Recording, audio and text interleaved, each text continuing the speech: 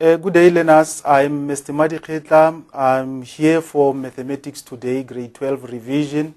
The topic that we are going to discuss for the day is going to be algebra and equations. Algebra and equations. That is the topic for today. Now, what is important about this topic is that it consists of plus minus 20 marks. Now, if it consists of plus minus 20 marks, what's going to happen is this. At least if each and every learner for the exam can get 18 marks, that suffices a lot for a learner to pass this topic. And this topic basically started with grade 10, grade 11, going through up to grade 12. That is why now it is going to be assessed in grade 12. Now, before I go to the topic itself, I need to discuss some of the exam study techniques.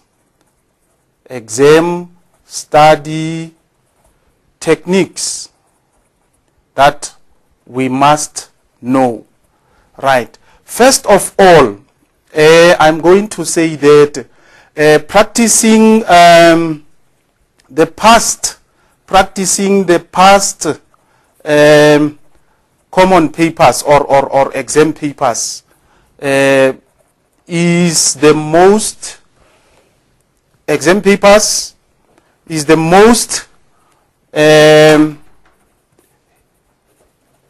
helpful tool and practical form of revision. That is very, very important. I am going to repeat. I am saying practicing past exam papers is the most helpful and practical form of revision. Now, past papers expose you as a learner to the required level of work. I repeat, I'm going to say that past papers expose you to the required level of work. It also exposes you to the exam format that is being used. And it is also exposing you to time limitations that are imposed on you. Now, as I'm saying, these papers, the past common papers, since 2008 up to now, they are practicing the same principles. In other words, the types of questions that are being asked, they are very, very important. Now, that is why it is imperative that now, when you are studying for the exam now, you must revise the past examination papers. Now, they are most helpful and practical form of revision. Why do I say that? As I said before, past papers expose you to the required level of work. It shows you the level of work that is required from you as a student when you are to sit for the examination. Now, exam format also is being, given to you, how the exam is going to be looking like. And the necessary time limitation is imposed on you. Now, the most crucial thing is this. You must make sure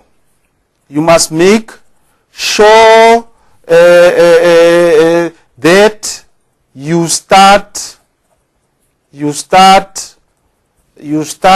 studying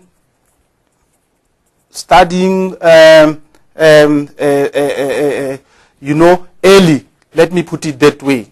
Make sure that you study early. You start early. You should start with your past papers at least 2 weeks before the exam. Start with these papers 2 weeks before the exams. Now, make sure that as you do each question, you check your answer. Very important. And if after you have done a question, make it a point that you check your answers according to whether it is right or whether it is wrong. And then that is going to help you to see how far or how you have covered the work that is required.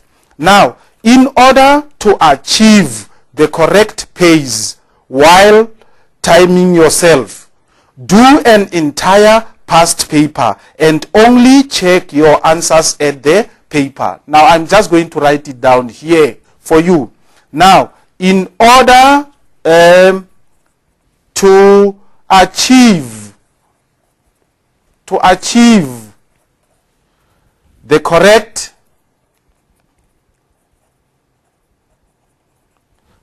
correct pace while timing yourself, you must do entire paper or entire past paper and only check your answers or your answer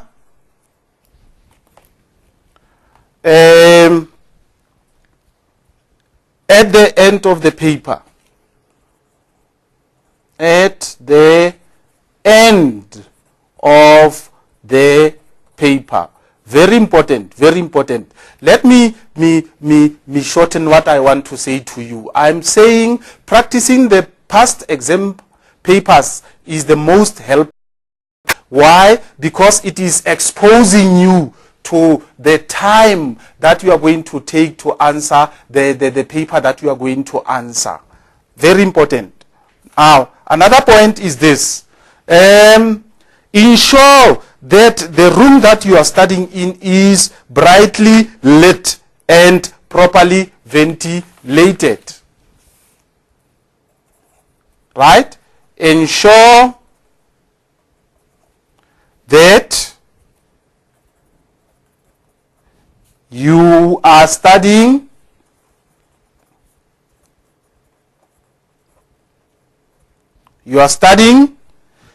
in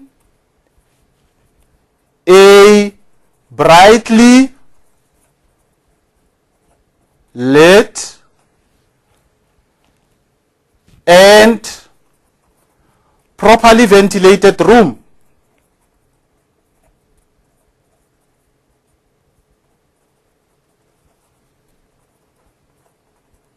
Very important. Now, another point is this one. Point number 5. Cellular phones can be your worst enemy while studying. Let me put it down. Very important. Cellular phone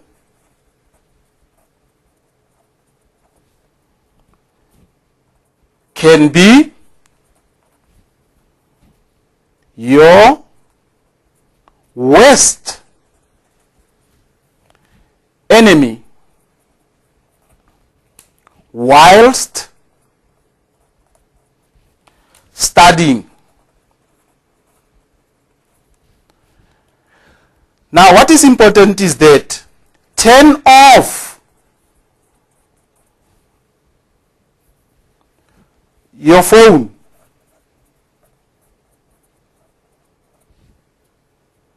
and check your messages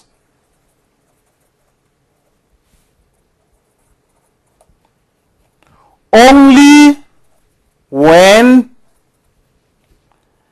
you have finished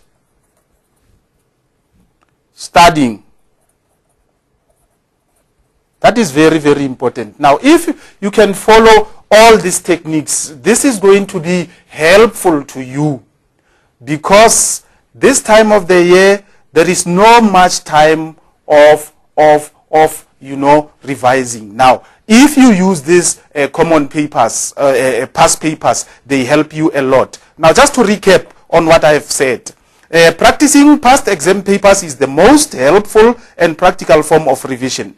Now, past papers expose you to the required level of work, exam format, and the necessary time limitations imposed on you. Point number 2, make sure that you start studying early. You should start with past papers at least 2 weeks before the exam. Make sure as to do each question you check your answer. Point number 3, in order to achieve the correct pace while timing yourself, do an entire past paper and only check your answers at the end of the paper. Point number 4, ensure that the room that you are studying in is brightly lit and properly ventilated. Point number 5, cellular phones can be your worst enemy while studying. And then turn your phone off and check your messages only when you have finished studying. Now, as I said for the day, I said what we are doing is algebra and equations. Now, under this algebra and equations, I am having subtopics that I must tell you about. Now, before I tell you about these subtopics, now what's going to happen is this.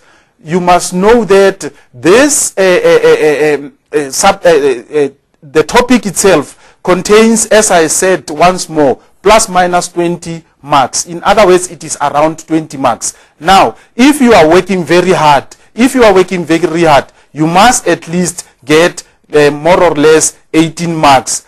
If you get 18 marks, then you are sure you have achieved a lot as far as this topic is concerned. Now, the subtopics once more that I want to talk about. The subtopics are as follows. Quadratic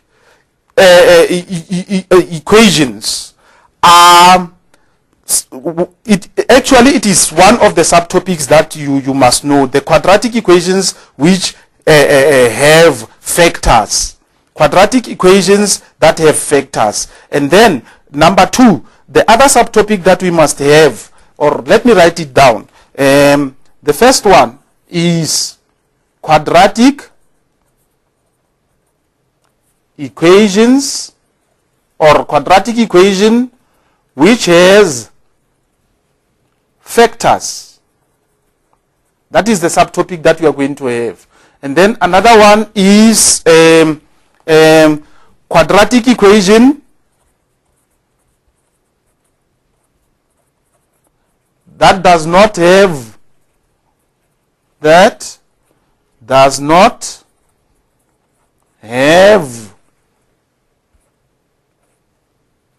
factors. That is a subtopic on its own. Point number 3, we are also going to study quadratic inequalities. Right? Another subtopic is, it is going to be, let me write it down here, will be the simultaneous equations.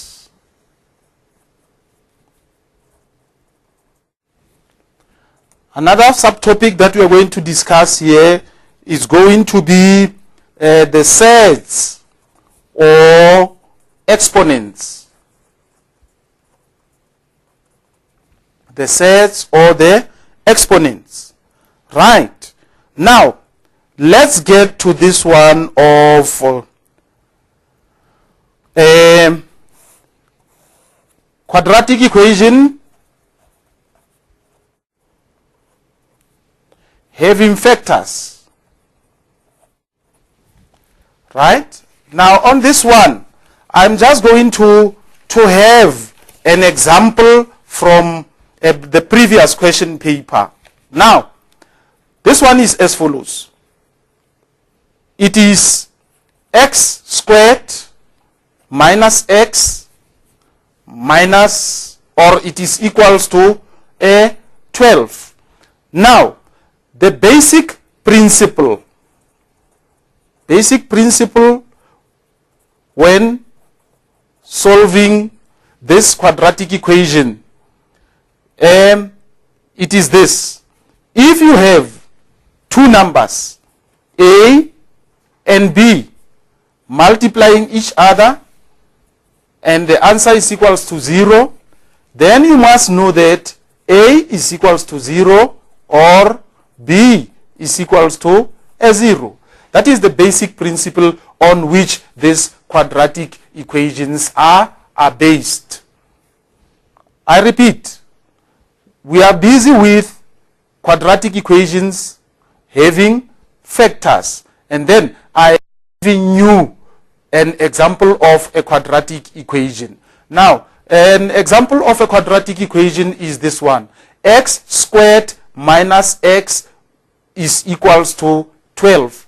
Now, this is an example of a quadratic equation. Why quadratic? The question is, why quadratic? It is quadratic because the highest exponent is 2. The highest exponent there is 2. Therefore, x squared minus x, which is equals to 12, is a quadratic equation. Now, why a quadratic equation? I'm saying that it is a quadratic equation because of the highest exponent is 2. Now, the basic principle that is being applied in solving these quadratic equations is this one. If you have two numbers, A and B, that are being multiplied together and the answer is equals to 0, this means that A is equals to 0 or B is equals to a 0. Now, if you get this basic principle, then it will be easy for you to solve the quadratic equation. Right? Now, the quadratic equation that is here, now let's try to solve it. We have it as x squared minus x, which is equals to a 12. Now, if we have it as x squared minus x, which is equals to a 12, remember that I said that it is an equation.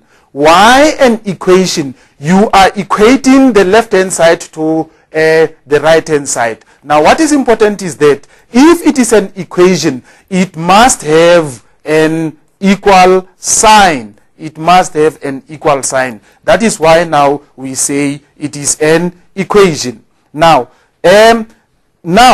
one other thing that is important about this quadratic equation is what we call the standard form.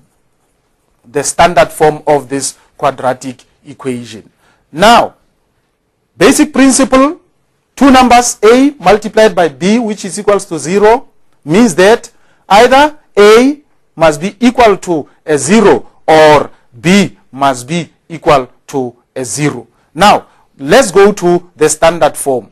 Now, when I talk about the standard form, I mean that every term must be transposed to the left-hand side. For an example, if we have x squared minus x, which is equals to 12, now the standard form will be x squared minus x minus 12 is equals to a 0. In other words, when we talk about the standard form, the right-hand side must be equal to a 0.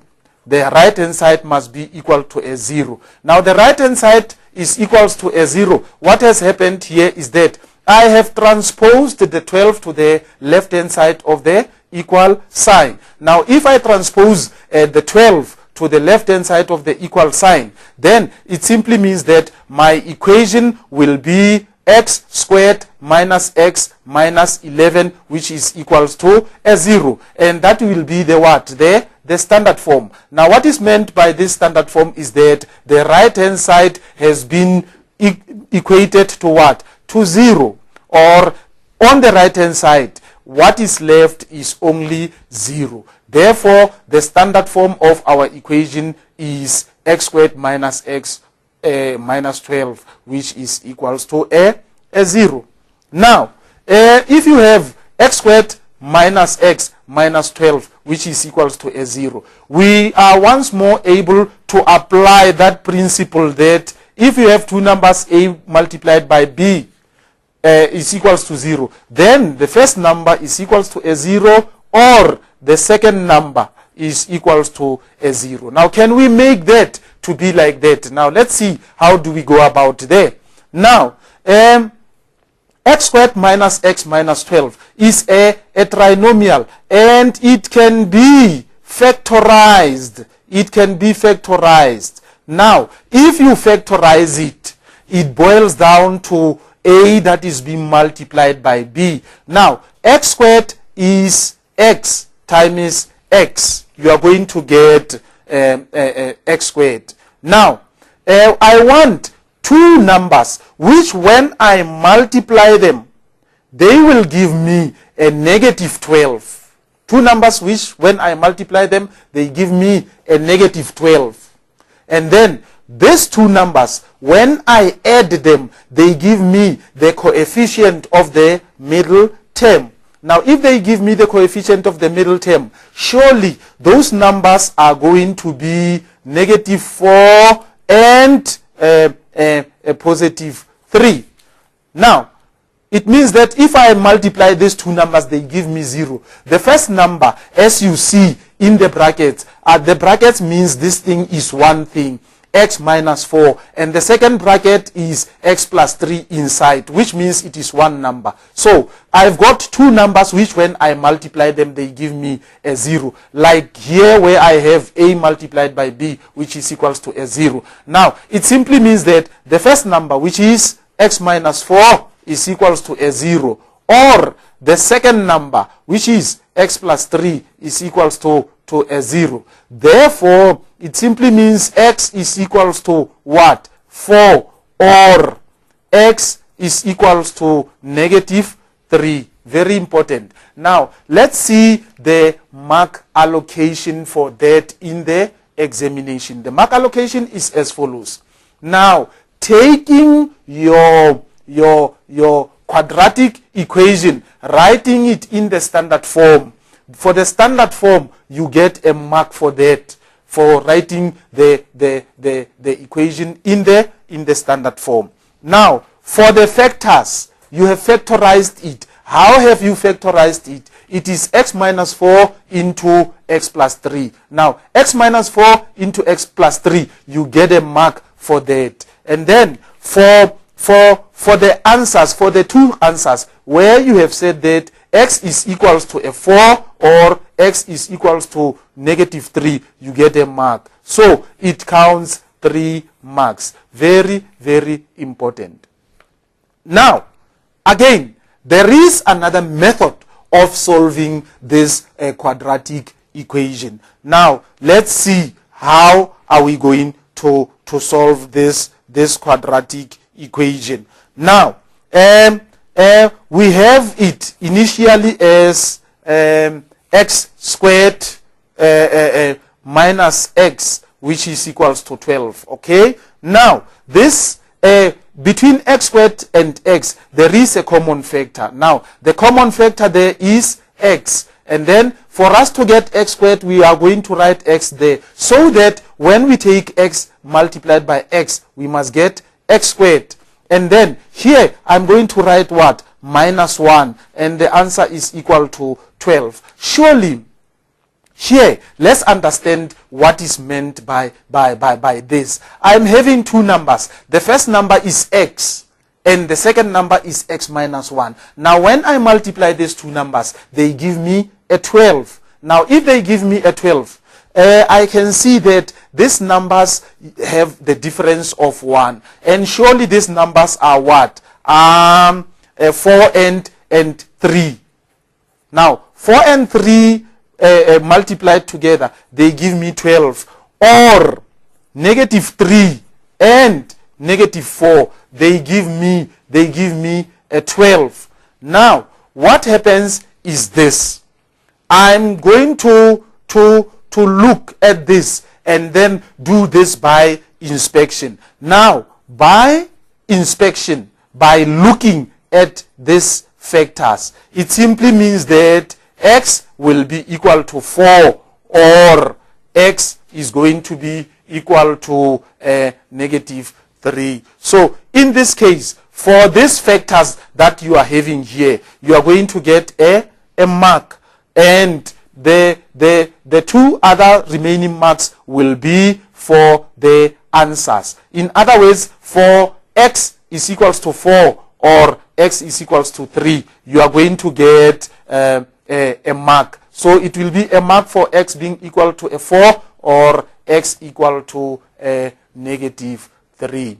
I think I have just explained how to get the marks for this quadratic equation. First of all, remember that for the standard form, you are going to get the mark. And for factorization, or for the factors, you are also going to get a mark. And then for the two answers, you are going to get a mark. Therefore, this gives us 3 marks. And we also have an alternative method of x squared minus x, which is equals to 12. Remember that it is still our quadratic equation. Now, what have I done there? I have taken out the common factor of x squared minus x. Now, if I have taken out the common factor of x squared minus x, the common factor is x. And then here, what I'm going to have x into x minus 1, which is equals to 12. Now, what I can see here, I've got two numbers. They only differ by 1. Surely those numbers are going to be 4 and 3, or negative 3 and negative 4. Well, that is when you multiply them, they will give you a 12. And then by inspection, I can see that x is going to be equal to a 4, or x is going to be equal to a negative 3. And then for the factors here, I'm going to allocate 1 mark here, and for the answers, 1 mark for each answer, so that the learner must be able to get 3 marks. Now, I'm just going to give you just an exercise for 3 minutes for you to solve some of the quadratic equations that I have here. Now, the first one here that you are going to have is this one here. Solve for me this one. That is number 1. That is an exercise. X squared is equal to 5x minus 4. And then this one also consists of 3 marks. And then another one is this one here, where I have x into x minus 1, and the answer is equal to 30. And it also counts 3 marks. I'm just going to give you some few minutes, say 3 minutes for this first one and 3 minutes for the second one. And then it depends how much time you are going to take. But in the same breath, take it that time is very precious when you are to answer these questions here. Now, once more, my exercise is based on this one. X squared is equals to 5x minus 4, and it counts 3 marks. And then the other one is x into x minus 1, which is equals to 30. It counts 3 marks. Thank you.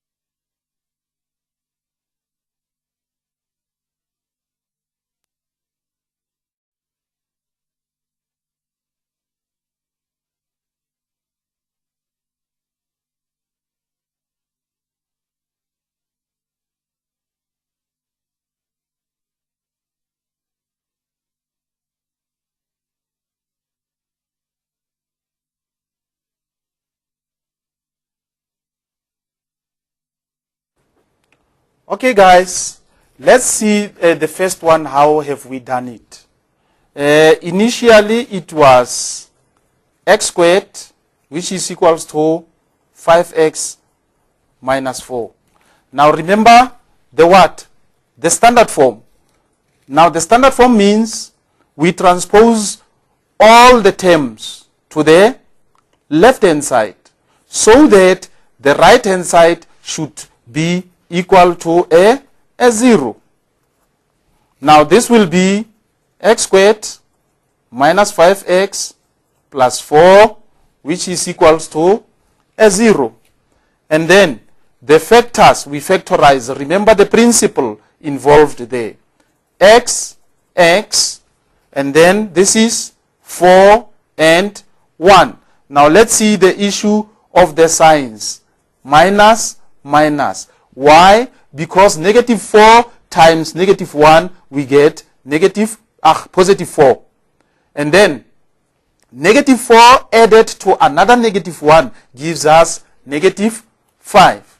Therefore, x will be equal to 4 or x will be equal to 1. So, this counts 3 marks. Remember that it is 1 mark for the standard form, 1 mark for the factors, and 1 mark for both answers. And that counts 3 marks. Fairly easy. Now, one other thing that I want to discuss here is the involvement of the formula. In other words, a formula can be used in this case. Now, what is the formula saying? The formula saying, if you are to get x is equals to minus b plus minus the square root of b squared minus 4ac all over 2a, and then you substitute in the formula. Now when you substitute in the formula, you get the answer. So how do we mark this? Still, the standard form is going to get the mark. Substitution in the formula is going to get the mark. Substitution in the formula.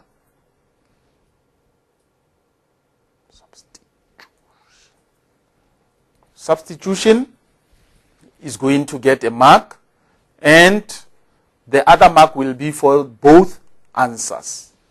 Right? Very important. Now, let's go to another one. Another one is x into x minus 1, which is equals to 30. Now, this boils down to the method that I had earlier also. All right? Now, let me see if we work this one out. How is it going to be like? How is it going to be like? Right? Here it is. Here it is. Here it is. This one is going to be, we remove the bracket first because the right hand side is not yet 0. So this is going to be x squared minus x. And then this is equals to 30. But no marks for that. You are only removing the bracket. And then this is going to be x squared minus x minus 30. The answer is equals to a 0. Now the factors, when you factorize, are going to be as follows. That is going to be x minus 6 into x plus 5. Now, both factors are going to be x is equals to 6 or x is equals to negative 5. Now, 3 marks also there. Now, for both answers, for factorization and for the standard form. Remember that you can also use a what? A formula, as I said before. Now the formula will be for the standard form, the substitution in the formula, and 1 mark for both correct answers. I think that will be as far as this one is concerned. Or we can also do it likewise like the second method that I had before. If you have x into x minus 1 and then the answer is equals to 30, then two numbers that I'm going to have there, which are having a difference of 1, is going to be 6 by 5, which is equals to 30, or negative 5 and negative 6.